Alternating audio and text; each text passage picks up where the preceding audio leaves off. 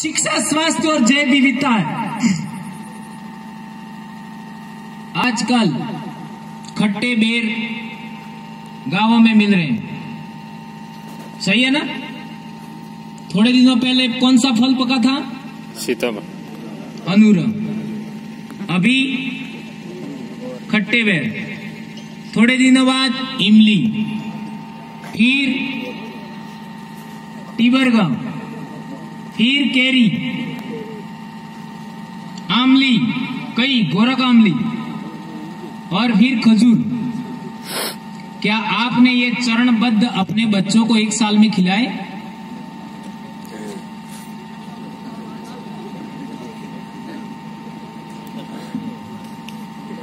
चेतन जी, खिलाए कि नहीं खिलाए? ईमानदारी से बताओ। आप ही खड़े हो केम के मार होड़े रोड ले पेल तमन नहीं खिलाए। क्या ये बात सही है मेरे भाइयों? हमारे पूर्वज इसको समयबद्ध खाते थे। हमारे पूर्वज, ये प्रकृति ने समयवार फलों को पैदा किया है। समयवार एक फल आएगा, इसके बाद दूसरा फल आएगा, फिर तीसरा फल आएगा, फिर चौथा फल आएगा। ये प्रकृति ने बनाए हैं। हमने उनको हमारे बच्चों को नहीं खिलाया।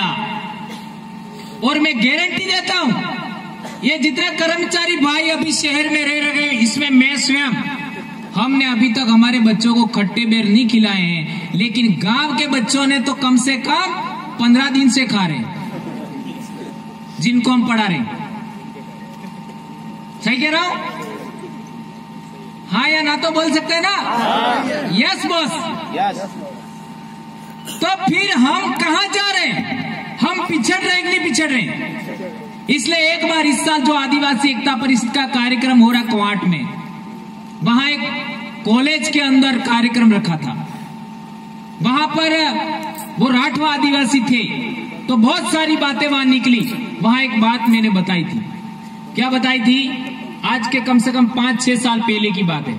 मैंने कहा हम लोग समाज का काम बाद में कर रहे हैं, पहले हमारे बच्चों का काम कर रहे हैं। ये बात मैंने कही थी। तो कई लोगों को ऐसा लगा कि यार भौरजी ने आज ऐसे कैसे बोल दिया। और ये बात सच है, ये बात सच है। समाज सुरक्षित है, हमारे बच्चे असुरक्षित है। मेरे नजर से सोचिए, समाज के लोग सुरक्षित हैं, हमारे बच्चे जो सर्विसमैन हैं, नौकरी करने वाले, उनके बच्चे असुरक्षित हैं। मेरी बेटी तैरना जानती है, लेकिन मेरे दोनों बच्चे तैरना नहीं जानते। बोलो, यही हाल आपके होंगे।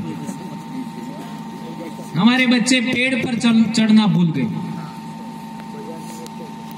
मेरे घर के पास एक बहुत बड़ा ऊंचा पहाड़ है, मैं दौड़ करके एक ही बार में उस पर चढ़ गया था। और मेरे बच्चों को कहूंगा तो वो आधा तो ठीक है, लेकिन पौना क्या 1/3 भी नहीं चढ़ पाएंगे। वो हमारी जो जेनेटिक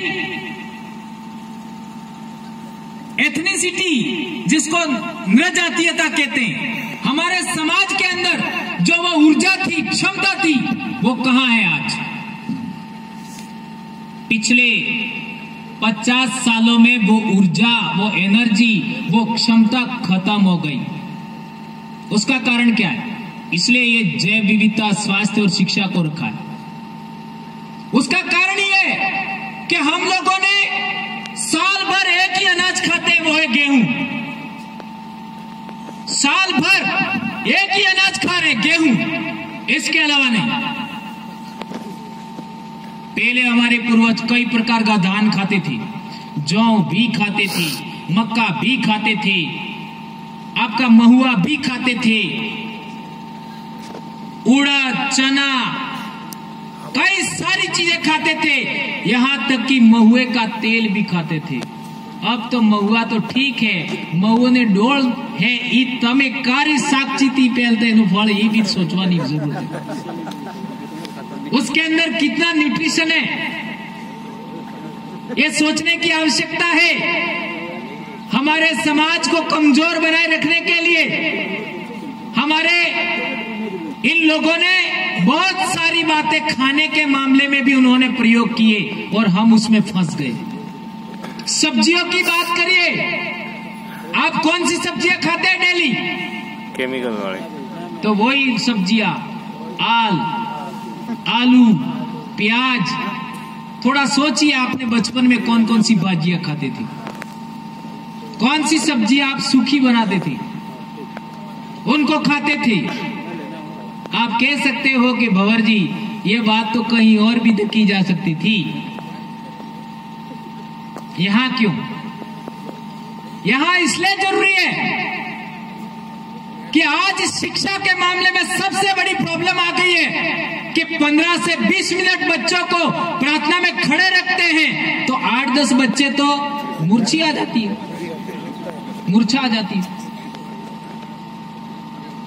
क्या मैं सही कह रहा हूं?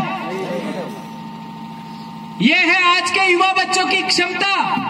प्रार्थना के टाइम तक बच्चे खड़े नहीं रह पाते। यह है बच्चों की क्षमता। और हमारी क्षमता क्या थी बचपन में, वो आप सब देख रहे हैं। तो हमारी जनरेशन, आने वाली पीढ़ी कितनी कमजोर हो गई है, हमारा डीएनए कितना अक्षम हो गया है, इसके लिए आपको सोचना होगा। कल परसों पता लगा अचानक हमारे स्कूल में कि कई सारे बच्चे गुटखा खाते। आकर के एक शिक्षक ने बता दिया। तो कल ही हमारे स्कूल के अंदर बच्चों ने एक सवाल रखा कि कोशिका की खोज किसने किया।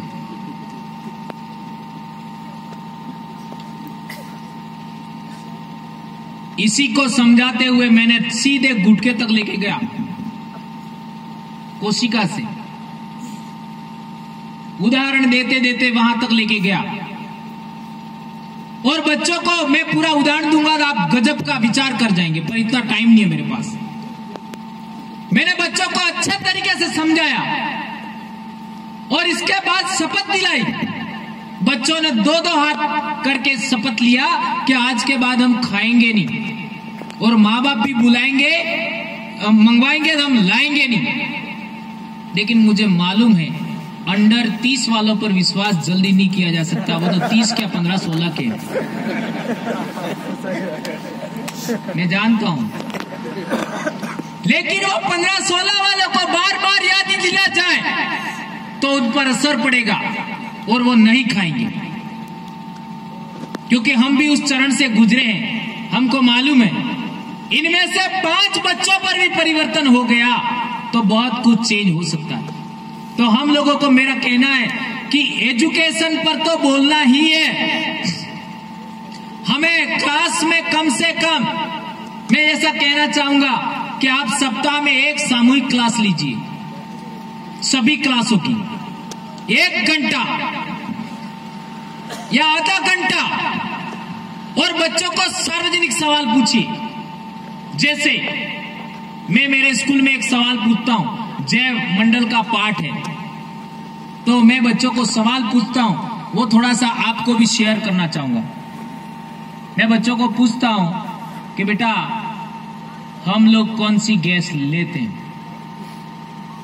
तो बच्चे बोल देते हैं ऑक्सीजन, क्योंकि जानते हैं। कौन सी गैस निकालते हैं, तो वो कहते हैं कार्बन डाइऑक्साइड। इतना बच्चे जानते हैं। फिर दूसरा सवाल पूछते हैं कि पेड़ पौधे कौन सी गैस लेते हैं, तो वो क्या बताएंगे? क्या बताएंगे? Carbon dioxide. कौन सी निकालते हैं? ऑक्सीजन। लेकिन मैं यहां उनको रोक देता हूं, ये बात अधूरी सच है, ये बात अधूरी सच है, और हम सब जानते ही हैं। पेड़ पौधे श्वसन में कौन सी गैस निकालते हैं? ऑक्सीजन। श्वसन में कार्बन डाइऑक्साइड, और प्रकाश संश्लेषण में ऑक्सीजन। ऑक्सीजन। ये पूरा क्लियर करता हूं, अपन सब शिक्षक है, जानते हैं, इसलिए ज्यादा क्लियर करने की जरूरत नहीं। फिर मैं बच्चों को बताता हूं, इस धरती पर सारे जीवों को मार दिया जाए, सब जीव खत्म हो जाए, मार क्या खत्म हो गए, कोई प्रलय आ गया, नहीं, इसको थोड़ा सा चेंज करते हैं, पेड़ पौधों को खत्म कर दिया, सारे पेड़ पौधे खत्म हो गए, तो क्या होगा? तो वो थोड़ी देर विचार करते हैं, फिर कहते हैं मर जाएंगे। क्या क्या बोलेंगे?